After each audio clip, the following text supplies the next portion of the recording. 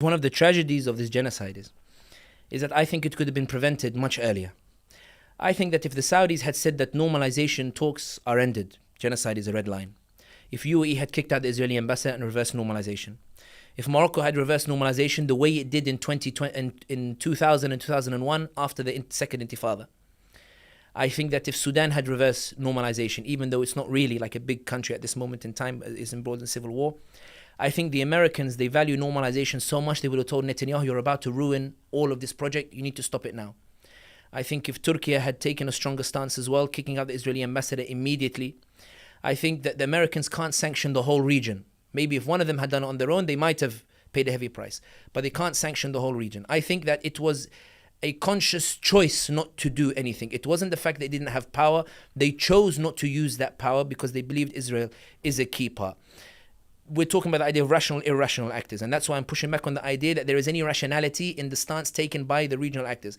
They could have stopped the genocide, but they chose not to. And it's important to remember that when Saudi Crown Prince had problem with Biden, he had no problem ramping up the gas prices. He had no problem giving Biden the cold shoulder. No problem bringing Xi Jinping and giving him red carpet treatment in Riyadh. He had no problem kicking out the Canadian ambassador for criticizing human rights record. The UAE had no problem mobilizing militias and arming Hemeti in Sudan and arming Haftar in Libya in a way that it refuses to arm Palestinians against the Israelis. There were many options that these nations could have taken and they chose not to, and many of them diplomatic. They didn't need to go to war. I'm not saying go to war. I'm saying they could have put pressure on the Americans enough to make them rein in the genocide. They chose not to, and not only that, they reassured the Americans that genocide is not a red line.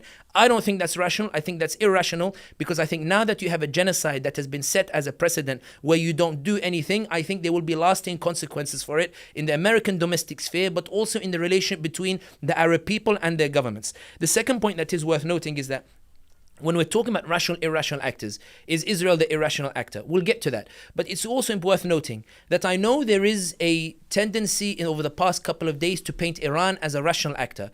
Iran was a rational actor insofar as it understood that Netanyahu wants a regional war and it refused to take the bait. But it's also worth noting that while many people celebrated, and let's put it bluntly, celebrated at least some reaction to Israel's committing of a genocide through the firing of the missiles, Iran's firing of the missiles, it's important to remember that Iran's entire foreign policy in the region is built on militias that operate outside of the central government to paralyze that central government on a sectarian basis, and that they are guilty themselves of massacring thousands and displacing thousands of people in the region themselves. And that's why there is an Arabic saying that Allah yadhrub al-taghi bil-taghi. Allah hits a tyrant with a tyrant. And that's how many people in Syria, in Iraq, in Yemen view the Iran-Israel, in that it's not rational versus irrational. You have an actor that is launching militias and supporting them, that have displaced Syrians, done demographic changes in Syria, that have these militias that massacred people in Iraq, that supported the Houthis, who toppled the internationally recognized government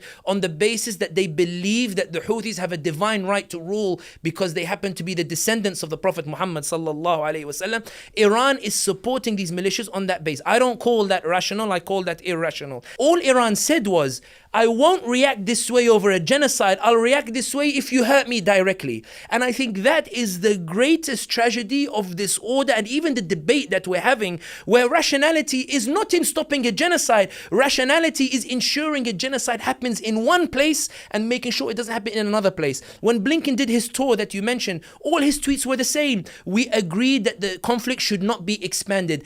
Translation should be, we agreed that the genocide should happen here and there should be no one intervening in this genocide that's taking place. The only reason the genocide is now under threat, Netanyahu is under threat, is not because of Iran. It's not because of Saudi. It's not because of UAE. It's because of public opinion that is shifting in Israel and outside Israel itself. Biden didn't buckle because Saudi threatened him. Biden didn't buckle because Turkey threatened him.